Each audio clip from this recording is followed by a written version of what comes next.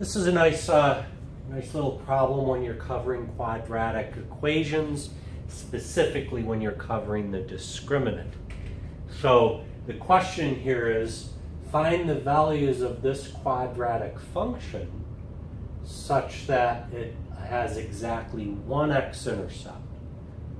Well, as when you study the discriminant, we know that b squared minus 4ac, that has to be 0 to get exactly one x-intercept. So using this, our b is 4k. We square that. Then students got to realize that all of this is really our c. So we get minus 4 times a, which is 2, times c, which is 5k plus 3. And now this is our discriminant, and we want to solve when is this 0. So here we get 16k squared. This is 8 times 5 is 40k.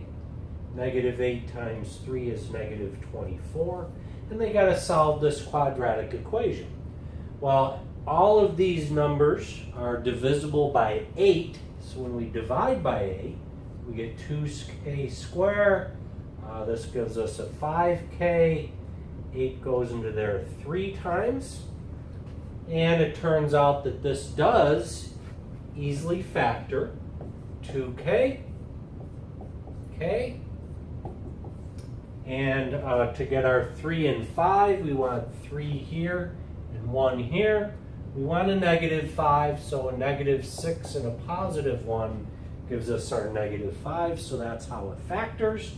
And when we set each of these equal to 0, we find our two values of k. One is negative 1/2, and the other is positive 3. So those are the values of k such that this quadratic function has exactly one x-intercept. Or in other words, the graph of this, when I plug in those values of k, the graph will come down and just touch the x-axis once.